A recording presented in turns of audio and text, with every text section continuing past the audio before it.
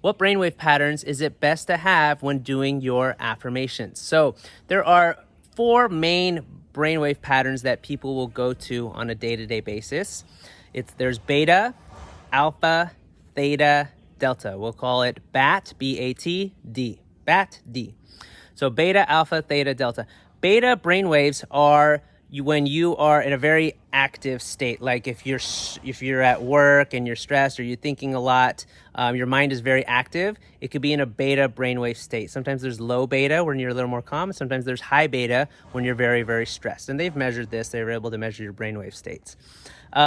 Under that are your alpha brainwave states. And alpha is when you're still awake, you're still aware, but you're more calm. You're kind of like, maybe you're eating breakfast just in a calm way. You're not stimulated by the outside world. You're just awake and aware, but you're calm. The third is theta. Theta brainwaves are the state of brain when you are in between sleep and awake. So as you're starting to fall asleep, but you're not fully asleep, you're kind of like there a little bit, you're in theta brainwave. You're not asleep, but you're not fully awake. That's theta brainwave. And then the fourth is delta. And delta is when you're asleep. Your brain is still producing activity, but you're consciously asleep. So you're not aware of your surroundings at a conscious level. So what brainwave state is best for your affirmations? And generally it's considered that the theta brainwave, the third one, is best to listen to affirmations in. Why is that? Because one of the inherent problems or struggles or challenges that people have with affirmations is that as they say affirmations, their conscious mind blocks it.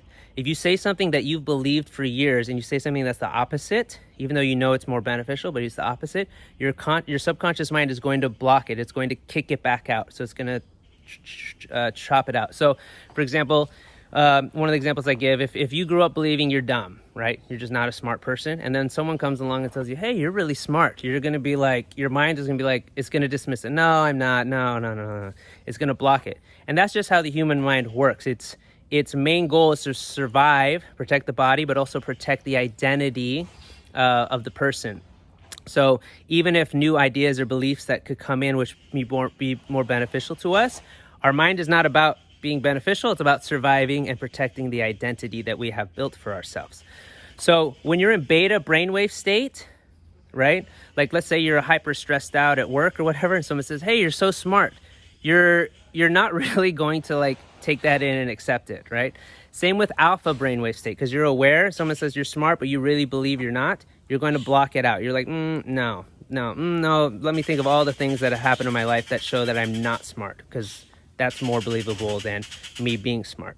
But when you get to the theta brainwave state, your conscious mind has actually turned off. So your conscious filter is now turned off. You're in this state where you're really kind of in your subconscious. So now as you say your affirmations, they come into they go straight to your subconscious mind. Your conscious filter is less likely, is not really able to block it. It's like the guard at the gate has gone home. So whatever words that come in during that time, you're going to now perceive through your subconscious mind. You'll hear it, it'll come through your subconscious mind, and you're more likely to believe it.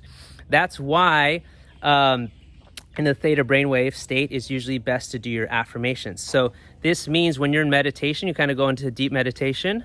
Not the type of meditation where you close your eyes and think about all your problems, but you're actually in a deeper state of meditation. You're focused on your breath, and you start doing your affirmations in that state.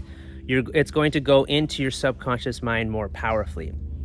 Also, that's why people say it's best to do meditation practices, affirmation practices, right when you wake up or right when you're going to sleep.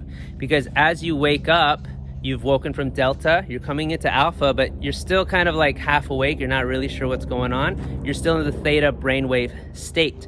So it's best to absorb your affirmations during that time. That's also why you don't check your phone the first thing you do when you wake up, because you're still in the theta brainwave state and the messages and everything starts coming in, and those almost come in as affirmative statements right into your subconscious mind. So it can create a different reality for yourself, a truth for yourself, which you don't necessarily want, because sometimes the messages, the news, all that can be very let's call it negative.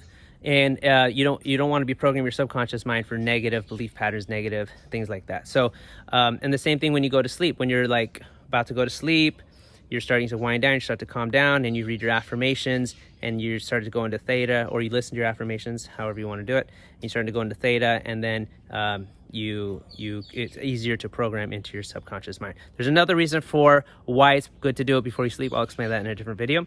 So theta brainwave is generally considered the best brainwave state to be in when doing your affirmations. So let me know in the comments below, when do you do your affirmations and what brainwave state are you? And also subscribe to our channel to get more affirmation tips, and also listen to our beautiful, wonderful affirmation audios.